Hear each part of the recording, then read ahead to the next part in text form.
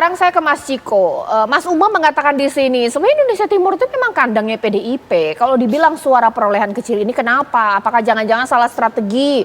Kemarin itu memang kadernya begitu mengarahkan masyarakat untuk mencintai Pak Jokowi. Sekiranya sekarang tidak sejalan ini kemudian salah strategi, atau jangan-jangan kadernya ini yang kemudian split dukungan juga, atau bagaimana Mas Ciko? Silakan dijawab. Kami tetap mengakui bahwa ada Jokowi efek dalam artian sebagai seorang presiden yang sukses dalam membangun infrastruktur misalnya, ya kan?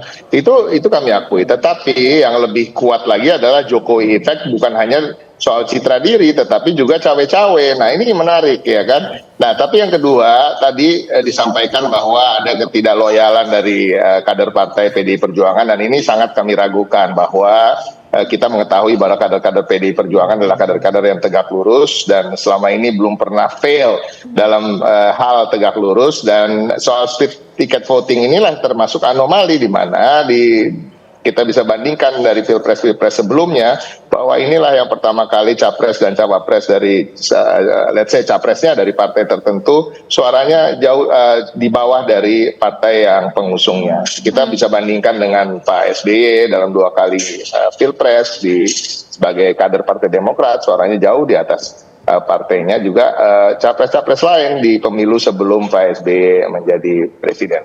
Nah ini apalagi Pak Jokowi ya.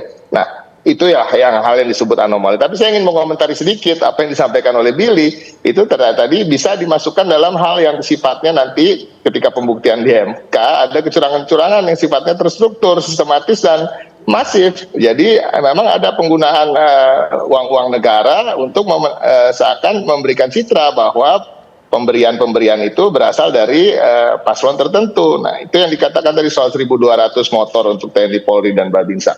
Nah ini juga terkait dengan bansos, sama persis apa yang disampaikan. Nah ini yang berbahaya, pemilu ini menjadi mahal bukan karena anggarannya, dan ini digaung-gaungkan oleh paslon 2 bahwa mereka tidak mau ada putaran kedua. Salah satu alasannya adalah anggaran yang tinggi.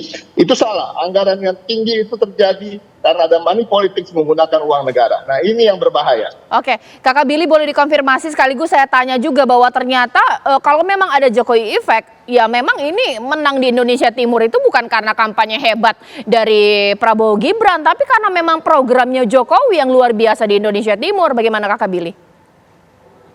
Nah pertama, kalau disampaikan bahwa ada kecurangan secara sistematis, tentunya 03 juga harus menjawab. Ada sekitar 9 kasus yang berhubungan dengan pengerahan aparat negara untuk mencoblos 03 ya. Ada kepala daerah yang diarahkan, ada kabinda yang ditemukan untuk diarahkan mencoblos pasangan 03. Itu juga bisa dijelaskan kalau begitu itu kenapa.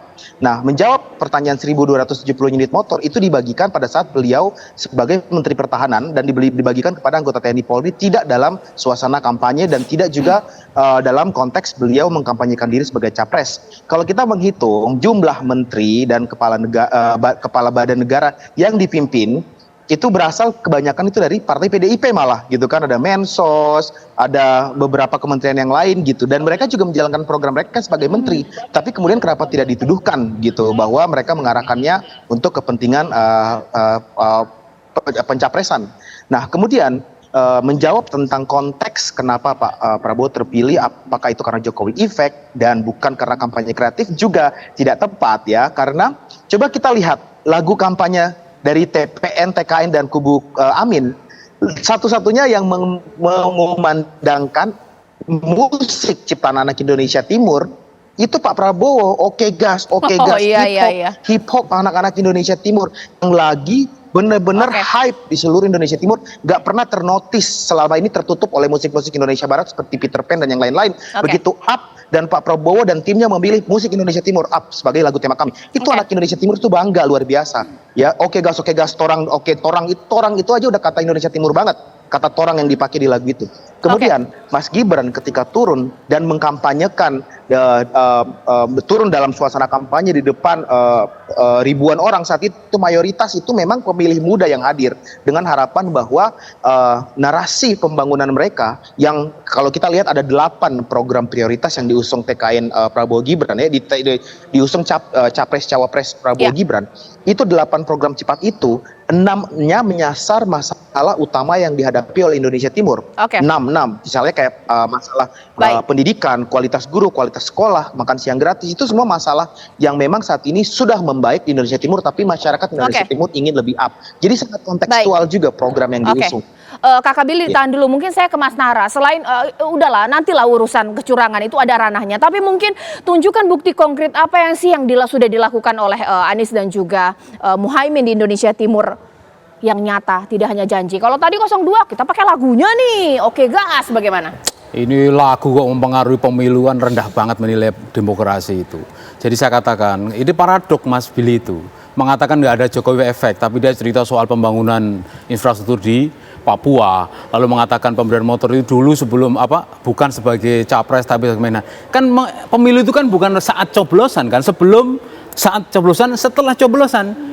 Dan ini tiga-tiganya terlibat ini. Maka Pak Mas Ciko mengatakan ini TSM, memang TSM. Kita kalau melawan TSM itu, apalagi melibatkan negara, melibatkan pemerintah, susah kita akan menumbangkan ini. Kalau melibatkan kekuasaan ya. Oleh karena itu kan sebenarnya dalam teori politik itu ada 3 yang memberi kemenangan pemilu itu. 1, tingkat pendidikan, 2, kesejahteraan, 3, lembaga peradilan yang independen. Ini tiga-tiganya dimanfaatkan oleh pemerintah. Apa coba pendidikan ya kita tahulah ya. Tidak merata pendidikan Indonesia itu loh. Kesejahteraan Papua kita tahu lah, mungkin yang lain lebih unggul dari Papua kesejahteraannya. Yang ketiga, lembaga peradilan. Kita tahu dari awal ini sudah bermasalah. Kalau kotanya Amin apa yang lakukan, ya pasti nomor 2 udah lebih dulu apa yang mereka lakukan, yang mereka memanfaatkan program mereka. Jadi tidak mungkin ketiga paslon ini akan memenangkan kalau ditanya udah berbuat apa. Maka saya nggak percaya kalau menangnya di Papua itu karena hanya program kampanye. Nggak mungkin itu. Nggak mungkin, pasti ditopang dan mohon maaf nih, dugaan kecurangan yang besar dan Anda nggak bisa mengatakan nanti dulu lah, nggak usah diatur. Karena pengaruh ketiga tadi, lembaga peradilan yang independen nggak tercapai, jadi mudah diarahkan gitu kan, seperti itu. Anda tahu yang pertama kali berita tentang pembakaran kotak suara itu di Papua, bukan di tempat lain. Jadi nggak usahlah tutup-tutupin, termasuk pembagian tadi itulah menggunakan anggaran negara.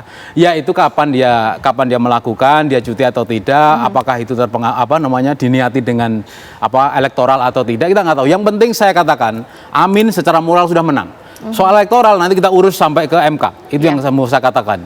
Oke, mungkin sekarang saya ke Mas Umam. Apakah memang ini bisa mengatakan bahwa akan menjadi waktu yang lama bahwa Indonesia Timur ini masih menjadi basisnya Presiden Jokowi hingga periode sekarang ini, meskipun sudah tidak menjabat lagi, ini menjadi PR besar, semacam bahwa sudah tidak dibantahkan lagi bahwa akan panjang nanti keberpihakan pemerintah terhadap wilayah Indonesia Timur. Sesaat lagi di Apa Kabar Indonesia Malam.